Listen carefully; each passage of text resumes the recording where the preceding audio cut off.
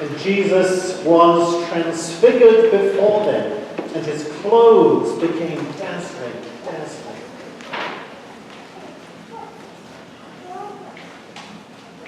What is real? What is real? I had some hard news this week. A dear, long-time friend of mine emailed me to say that he had just been admitted to hospice. We have been friends for well over 20 years. He's a retired priest, and he's been as much of a mentor to me as a friend. And so as soon as I got his letter, I picked up the phone and called. And fortunately, he picked up the phone straight away, and we had a wonderful, wonderful conversation. Of course, we reminisced about some of the adventures we've had together, particularly with stewardship, doing diocesan stewardship classes and visiting congregations. When I was in New York, he lived for a good time in New York State, now he's in Vermont. And so we had a good time just reminiscing about old adventures and some of the characters we've met along the way. And clearly, Con, if that's his name, is in a wonderful place. As he said 2 or 3 times, he said, spiritually and mentally, he said, I am ready and waiting and happy to die. He said, the trouble is my body hasn't quite got the message yet. And he and his wife, Connie, so he's gone to stay in a residential hospice setting. They have turned their house into kind of a temporary bed and breakfast. They've put in guest beds in just about every room you can fit a bed in so that family and friends can visit. And I said to him, Con, you are still ministering. You are still reaching out in love.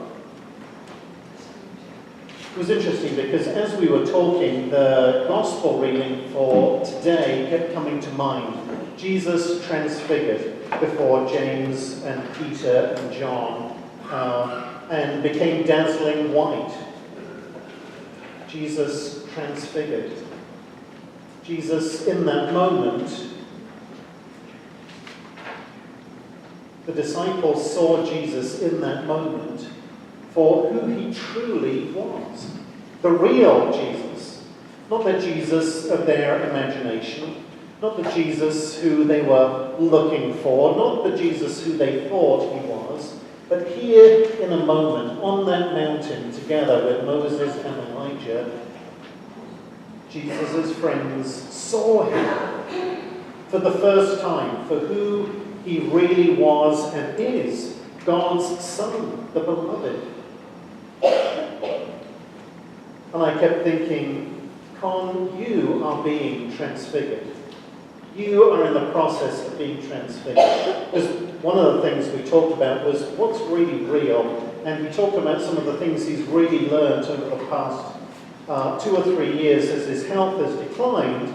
He said, so many things looking back that I thought were so important and I was so busy involved in. What does it really mean? But what's real is God, is love, is relationship, is community, is compassion, is mercy, is forgiveness, is kindness, is generosity, is giving. That's what's really important. And he said, particularly these last few years, and particularly this last few months, he's really been able to see and feel what has and continues to be truly real in his life. Through his illness is becoming the real man in Jesus. Jesus was transfigured before them, and they saw him for who he really is. I think we all long for those moments of transfiguration. I do. I want to know what's real. I want to know what's worthwhile to give my life, energy, and my passion to. I don't want to waste my time with trivialities and things that are unimportant. Then why, oh why, do I spend so much time being busy and anxious about things that I know in my heart are maybe not so important? Paperwork, administration, emails, ego. I hope people feel good about me. All those kind of things. All those kind of things. And I think we know it when we see it. It's not a mystery. It's not hard to find. I think we know when we see the real. We know it right here in our gut. We know it when we see it. At 8 o'clock this morning, we had 3 baptisms. Evan is the dad, and Henry, who's turning 8, and Lucy, who is 4. And one of our, Susan Richardson, who's one of our Eucharistic ministers in that service, said, Did you see the look on Lucy's face when after the baptism you gave her baptismal candle? And her face was just radiant. I said, yes. She said, I so wanted to take a photograph, but I knew I couldn't. That is real. That is real. And I think all of us are here this morning because we are on that same journey, searching for what is truly real. But here's a warning. Here is a warning. I don't know whether you've read the book by C.S. Lewis, famous Anglican author, called The Great Divorce. It's a very short book. I'll try to tell what I need to tell without spoiling it for you if you haven't read it. If you haven't, I commend it to you. It is really good. It's his vision, really, of the afterlife, of hell on the one side and heaven on the other. Well, his hero in the book finds himself in the middle of a northern industrial town. If you've ever seen the Masterpiece Theatre North and South, you know, sort of coal dust and smoke in the air and row houses, and it always seems to be grey and damp and slightly wet, drizzling.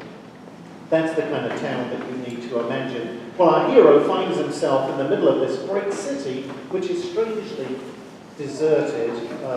There aren't many people around. You'll have to read the book to find out why. But in the middle of the city there is a bus stop. And anybody can wait at the bus stop, and if you wait at the bus stop before long, a bus will come and whisk you out of the city. So after many adventures, our hero decides he's going to take the bus. He's had enough of the city and he wants to get out of town. So he waits by the bus stop, and lo and behold, before long the bus arrives, the doors open, he sweeps in, and the bus sets off and takes him out of town. And before long, he finds that the bus, instead of going along the ground, starts to go up. And the bus keeps going up and up and up and up, next to what seems to be like a great high cliff. And after a while, he starts to see, our hero starts to see light at the top of the sky, and it looks as if it's getting brighter and brighter and brighter. And then, eventually, after quite a journey, the bus goes up over the top of the cliff and lands on what is a beautiful, vast prairie. And our hero gets off the bus, and the light is beautiful, but at first it's very dazzlingly bright, and he has to sort of shield his eyes as he gets accustomed to the light. And he looks back to see where he's come from, and he doesn't see anything other than this great plain. But then he looks down at the ground, and he notices a little crack, like, you know, when it's very dry and the ground cracks. There's a little crack in the prairie. And he realizes that he's come, the bus has taken him up from the bottom of that little crack in this vast, beautiful prairie. And what it turns out is the whole of hell is contained at the bottom of a little crack on the plain of heaven. Read the book for more. But as he gets used to the light, so he steps out of the bus And to start with, as he walks on the grass, he finds that it's slightly painful because the grass is so real and so alive that it hurts his feet until he starts to get used to it. And the light is so real that, as I said, it takes a while for him to get accustomed to it. And in the distance, he can see beautiful people walking towards him, so real and vibrant and alive. The real is often not comfortable, but we know it. We know it. And like Peter and James and John, don't we want to be up on the mountain with Jesus and see him for who he truly is? Well, look around you. The real is here. It's here in this place. It's here in your neighborhoods. It's here in this city and in your own life. And you know what is real. What is real?